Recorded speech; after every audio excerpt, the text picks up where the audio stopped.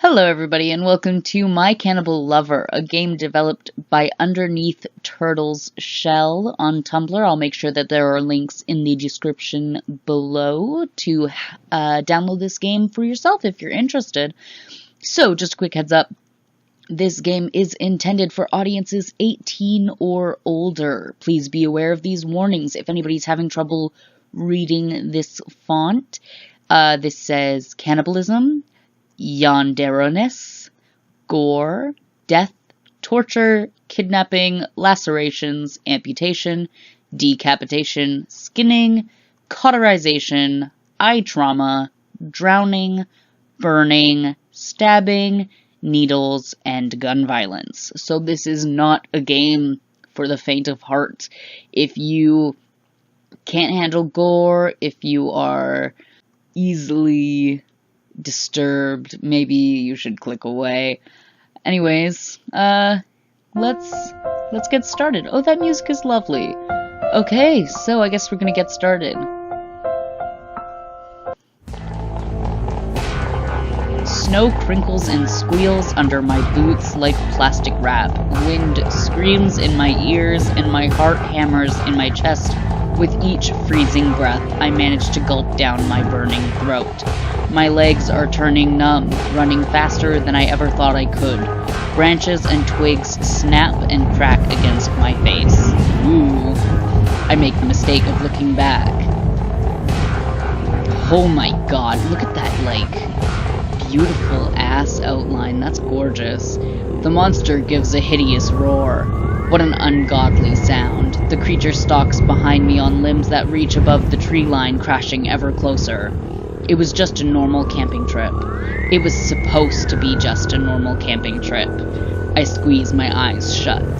Maybe if I pretend hard enough, I can go back to when everything was okay. Please enter your name. So we are going to put Lyle. Let's go. Tara. Oh, Tara's nice. I like her hair and her jacket. That's the last of it. Tara heaves another bag out of her truck. Everything we need for one killer camping trip. Hahaha. A killer camping trip. You read the name of this game, didn't you, Tara? Vile, what are you doing? I'm slacking off, yeah. Ugh. Tara puts her hands on her hips. You've been hanging out with Corbin too much. Oh, is Corbin blue over here? Can I say Corbin blue? He's white. He's white as all get out, so maybe I won't. Did I hear my name? Corbin's got a beer can in his hand. How'd you even get one of those? The cooler was like the last thing I unpacked. Yeah, I had to dig through some other bags to reach it. Tara huffs and throws her hands up. If you were going to open it, you could have at least unpacked it for us. Corbin shrugs and pops the can open. Tara gives a frown that turns into a smug grin. She swipes the can out of Corbin's hand and takes a sip. Hey, now I have to get another. Corbin whines. Yeah, he looks like he'd be a whiner. Aw, poor baby. See, I like Tara. She works hard. She doesn't take other people's shit. I can appreciate that in a woman. I heave myself up from the stump I've been sitting on and busy myself with getting the tent started. We've been doing this annually for a while now. I've known Tara and Corbin for... I'm gonna say most of my life. I wouldn't go camping with people I only knew for a few years. We've been going on camping trips since we were little, with our parents. That's beautiful. I can still hear Tara and Corbin bickering behind me. I smile to myself. So predictable. Tara peers over my shoulder. Tents are looking good, Vile. Looks like we can all take a breather about now. Oh, the music changed. You are about to experience your first timed event. Some actions in My Cannibal Lover have a time limit on them. The game will tell you when you have a time limit. Oh, okay. I'm just gonna turn it down just a little bit, because I'm enjoying this, but it is very loud in my headphones. There we go. That should be better. Okay. Tara shoves my shoulder playfully. I clumsily stumble back and trip over the log behind me. I'm gonna catch myself. I managed to catch myself before falling, but Tara has that mischievous grin on her face. Fall, fall, fall, Corbin chants. Oh no. Tara laughs and gives me another playful shove. I topple down towards the snow. One of the next choices will kill you. Most choices you make are small and inconsequential, but once in a while you'll face decisions that could mean life or death. When you die, you'll have to either restart the game or resume where you last saved. However, when you die, you'll unlock love tips, hints that will help guide you toward becoming a better lover. TM, TM, TM.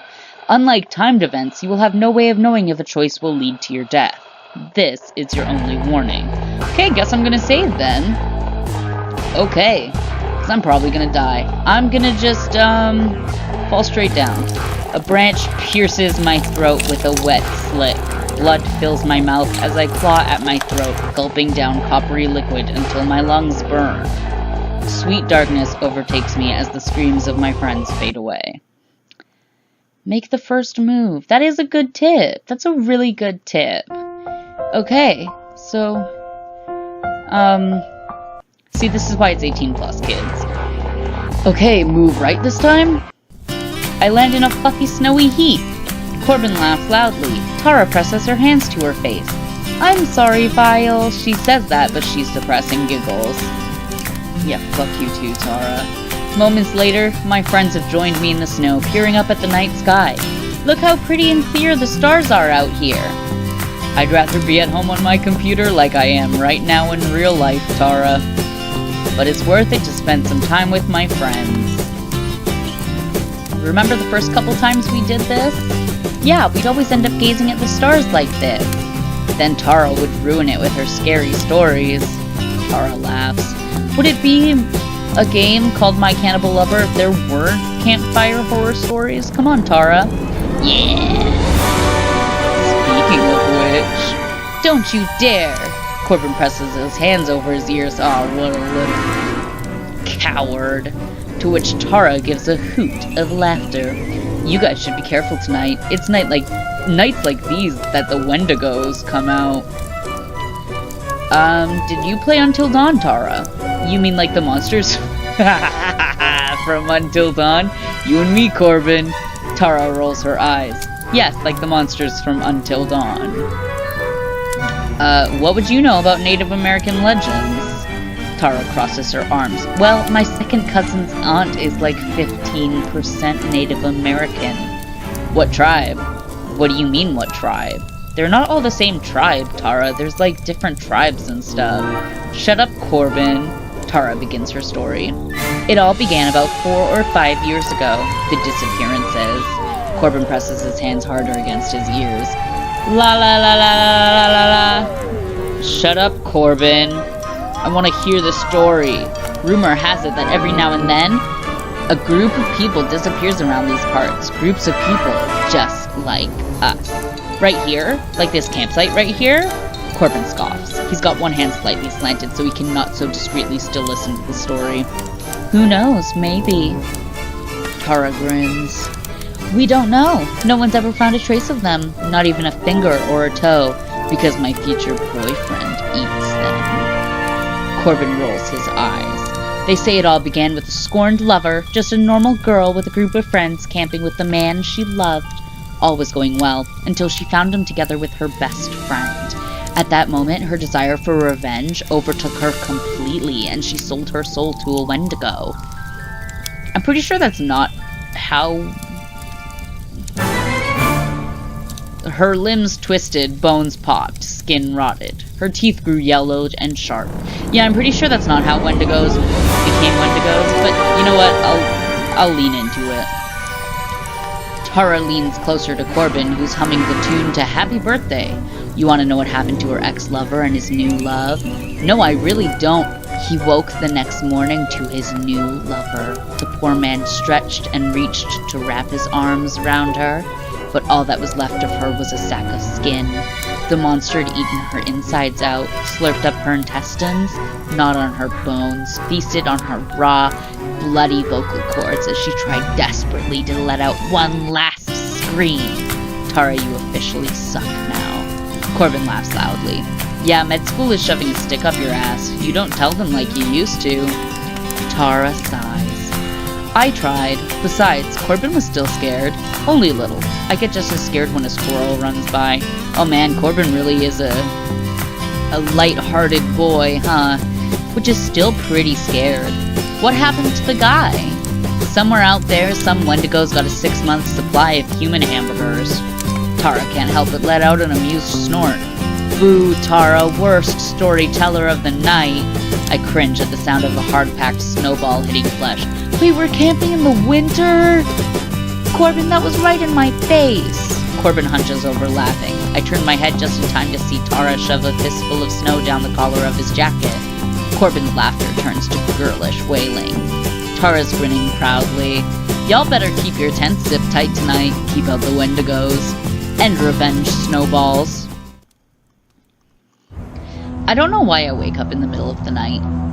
Maybe it's because of the very loud horn I just heard. As I'm stirring in my tangled sleeping bag, a dark shape passes by the wall of my tent. Is it my boyfriend? I freeze. It looked human. What would Tara or Corbin be doing up at this hour? Or is it someone else?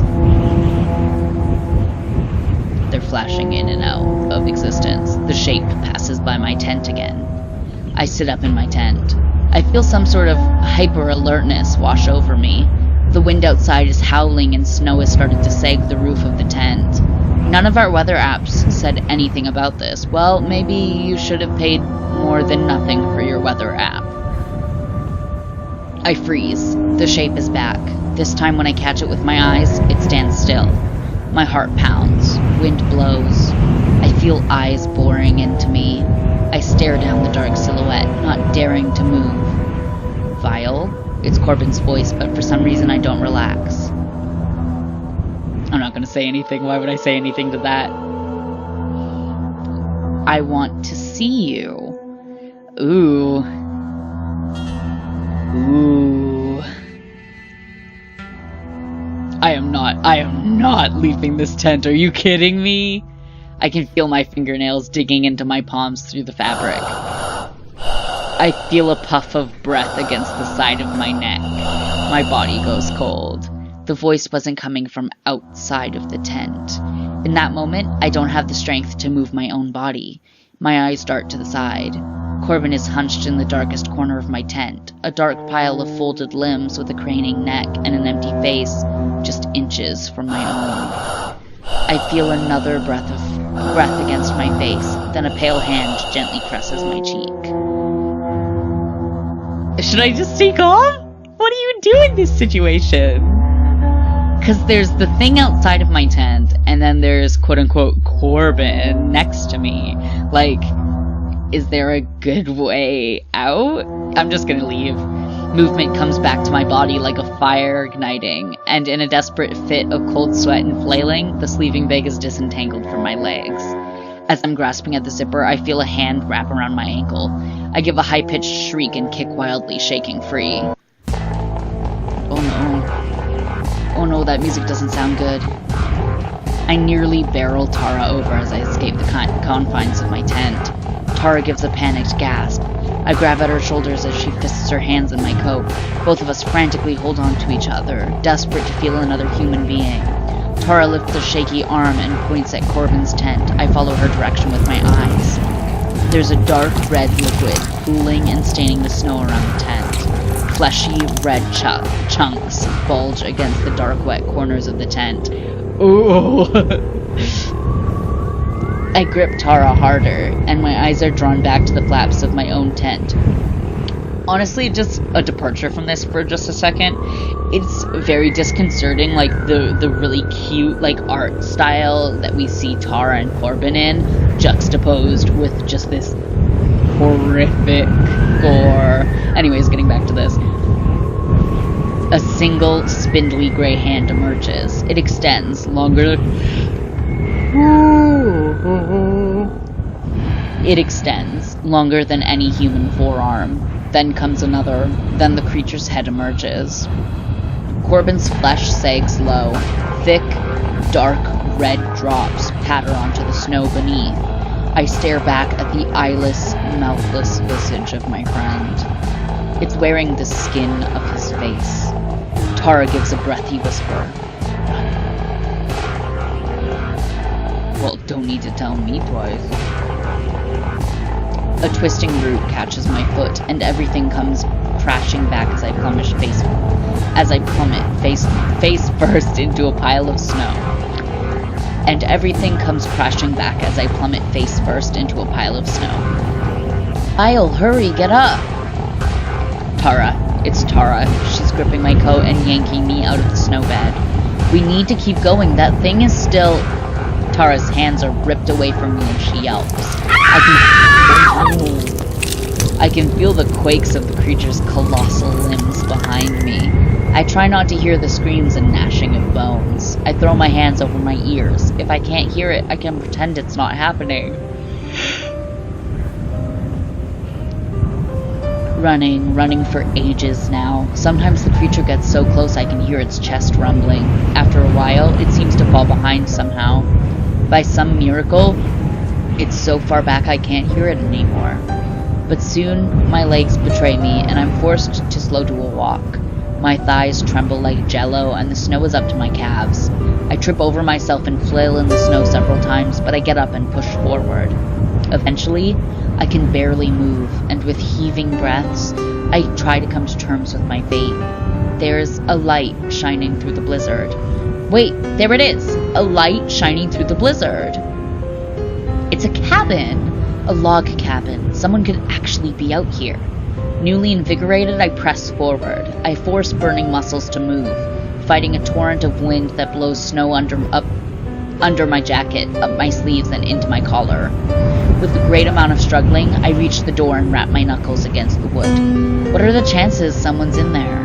There's light in the windows, but who stays in a cabin this deep in the middle of the woods? Am I hallucinating all of this? As I'm pondering my state of mind and perception of reality, the door opens and a petite girl peers at me. Hello?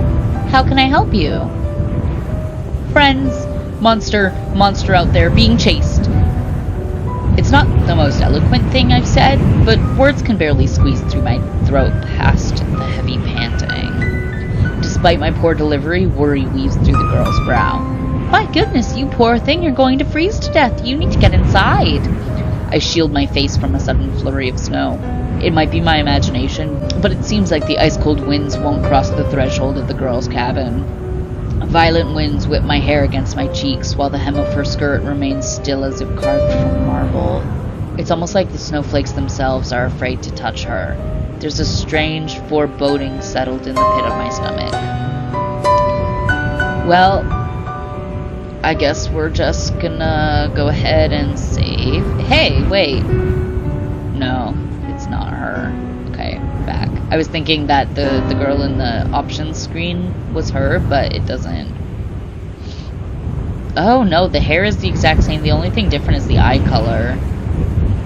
So yeah, it definitely could be her. I'm gonna enter the cabin. I'm terrified, but I'm going to. Come on in. The girl chirps cheerfully. She opens the door wide. Jack, make sure to wipe the snow off your boots on the mat. My name is Jack. I follow Jack into her cabin, jumping as the wind blows the door shut behind us.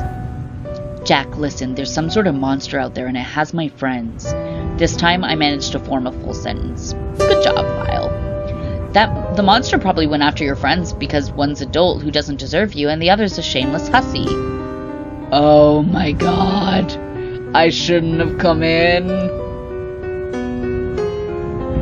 My mouth drops open as I stare at Jack. A moment later, she peers back at me. What? Why are you looking at me like that? I forced my mouth closed. It's nothing. There's no way she just said that. I must be delirious. As soon as I think about it, my knees wobble. I think I just remembered how tired I am. Fatigue washes over me as I struggle to stay on 2 feet. The walls are swimming. My muscles ache. My bones ache. Jack gently grabs my shoulders. Look, you're obviously in a bad way right now. You need to get some warm food in you. Everything's going to be okay. We'll sort it out. Tell me your name. My name is vile. No, names have power. Don't tell her. Okay, guys, so I think that's going to be everything for today. I think this is a good transition point. There's probably going to be another 2 parts after this. This is probably 1 out of 3. So please tune in next week for part 2. I think you guys are really going to like where this goes. Share this with your friends and your family if you enjoyed this. Anybody who you think will like this creepy, weird visual novel kind of thing. Check out the creator on Twitter, on Tumblr. I'll make sure that there are links in the description below. And thanks so much for tuning in. I hope you enjoyed it. I'll see you later.